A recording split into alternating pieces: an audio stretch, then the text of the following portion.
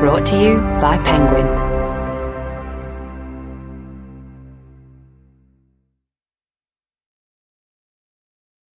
The Battle of the Atlantic, written and read by Jonathan Dimbleby. Preface. A momentous victory. On May the 4th, 1945, with the Third Reich crumbling about him, Hitler's successor as Führer, Grand Admiral Karl Dönitz, dispatched a message to all U-boat commanders across the globe.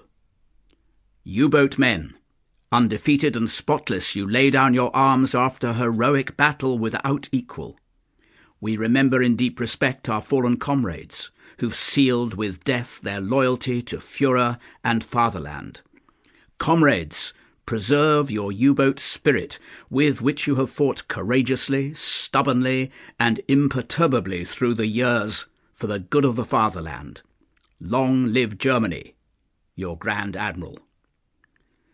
The longest campaign of the Second World War and the most destructive naval campaign in all history was finally over.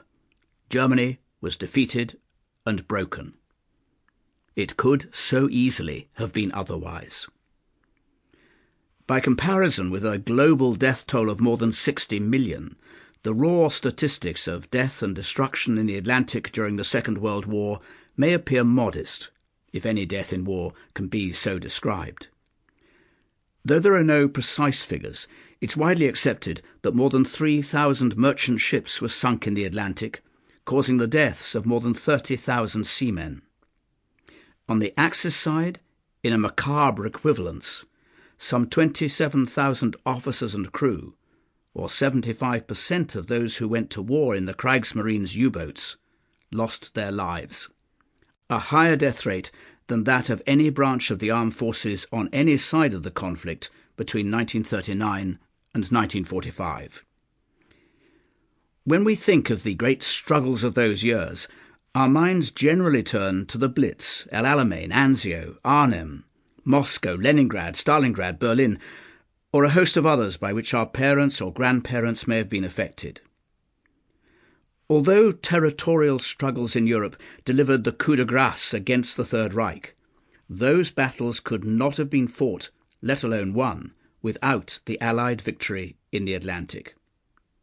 If the German U-boats had prevailed, the maritime artery between the United States and the United Kingdom would have been severed. Lacking oil for transport or heating, and without the raw materials required to manufacture weapons of war, it would have been impossible to prosecute the war against Germany. Blood, toil, tears and sweat would have been to no avail. Even more fundamentally, in the absence of basic foodstuffs, most of which were imported from Africa, Asia, South America and the United States, the British people would have faced the prospect, in the words of the military historian John Keegan, of a truly Malthusian decline. Mass hunger would have consumed the nation. Not only would it have been physically and spiritually impossible to fight on the beaches, on the landing grounds, in the fields and in the streets, but Churchill, or more probably his successor, would have had little choice but to sue for peace with Hitler. It is for these reasons that Churchill wrote, "The Battle of the Atlantic was the dominating factor all through the war. Never for one moment could we forget that everything happening elsewhere, on land, at sea, or in the air, depended ultimately on its outcome. And amid all other cares, we viewed its changing fortunes day by day with hope or apprehension." Even if the U-boats had failed to starve out Britain, mere survival would not have been enough to stave off disaster. Had the German Wolfsrudel, wolf packs, remained free to prowl the ocean at will, they would have prevented the Allied armies from crossing the Atlantic in sufficient numbers to join the British in the invasion of Europe.